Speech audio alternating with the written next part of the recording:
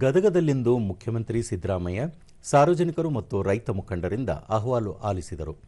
ಈ ವೇಳೆ ಕಾನೂನು ಮತ್ತು ಸಂಸದೀಯ ವ್ಯವಹಾರಗಳ ಸಚಿವ ಎಚ್.ಕೆ. ಪಾಟೀಲ್, ಶಾಸಕ ಎನ್.ಎಚ್. ಕೋನರೆಡ್ಡಿ, ವಿಧಾನ ಪರಿಷತ್ ಆಡಳಿತ ಪಕ್ಷದ ಮುಖ್ಯ ಸಚೇತಕ ಸಲೀಂ ಅಹಮದ್ ಸೇರಿದಂತೆ ಹಲವರು ಉಪಸ್ಥಿತರಿದ್ದರು.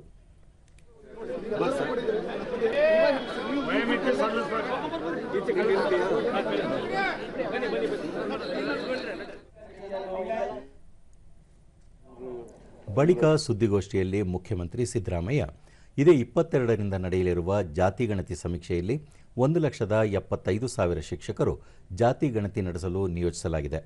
ಒಬ್ಬೊಬ್ಬ ಶಿಕ್ಷಕರಿಗೆ 120ರಿಂದ 150 ಮನೆಗಳನ್ನು ಗಣತಿ ನೀಡಲು ನಿರ್ಧರಿಸಲಾಗಿದೆ.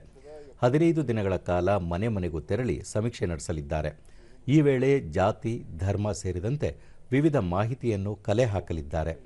ರಾಜ್ಯ ಸರ್ಕಾರ ನಡೆಸುತ್ತಿರುವ ಸಮೀಕ್ಷೆ ಬರೀ ಜಾತಿ ಸಮೀಕ್ಷೆಯಲ್ಲ, ಸಾಮಾಜಿಕ, ಆರ್ಥಿಕ, ಶೈಕ್ಷಣಿಕ ಸಮೀಕ್ಷೆ ಎಂದು ಹೇಳಿದರು. ಸಮೀಕ್ಷೆ ನಡೆಸುವುದರಿಂದ ರಾಜ್ಯದಲ್ಲಿರುವ ಜನರ ಜಾತಿ ತಿಳಿಯಲಿದೆ. ಜೊತೆಗೆ ಸಾಮಾಜಿಕ, ಆರ್ಥಿಕ, ಶೈಕ್ಷಣಿಕ, ಔದ್ಯೋಗಿಕ ಸಮೀಕ್ಷೆ ನಡೆಸುವುದರಿಂದ ಅವರ ಸ್ಥಿತಿಗತಿಯ ಬಗ್ಗೆಯೂ ಮಾಹಿತಿ ದೊರೆಯಲಿದೆ.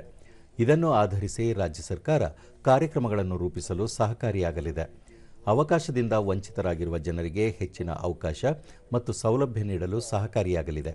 ಹೀಗಾಗಿ ಈ ಸಮೀಕ್ಷೆ ನಡೆಸಲಾಗುತ್ತಿದೆ ಎಂದರು.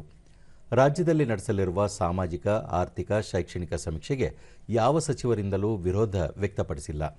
ಸಮಾಜದಲ್ಲಿ ಸಮಾನತೆ ತರಬೇಕಾದರೆ ಅವಕಾಶಗಳಿಂದ ವಂಚಿತರಾದ ಜನರಿಗೆ ಹೆಚ್ಚಿನ ಅವಕಾಶ ನೀಡಬೇಕಾಗಿದೆ. ಜಾತಿ ಗಣತಿಯ ಸಂದರ್ಭದಲ್ಲಿ ಅಗತ್ಯವಿರುವ ಜಾತಿಗಳನ್ನು ಉಳಿಸಿಕೊಂಡು ಇನ್ನುಳಿದ ಜಾತಿಗಳನ್ನು ಹಿಂದುಳಿದ ವರ್ಗಗಳ ಶಾಶ್ವತ ಆಯೋಗ ತೆಗೆದುಹಾಕಲಿದೆ ಎಂದು ಹೇಳಿದರು.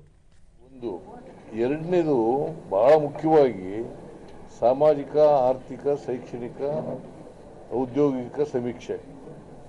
ಈಗ ನಾವು ಸರ್ಕಾರ ಕಾರ್ಯಕ್ರಮಗಳು ಮಾಡಬೇಕಾದ್ರೆ ಯಾರಿಗೆ ಅವಕಾಶಗಳಿಂದ ವಂಚಿತರಾಗಿದ್ದಾರೆ ಅವ್ರಿಗೆ ಫಸ್ಟ್ ಪ್ರಯಾರಿಟಿ ಇರಬೇಕು.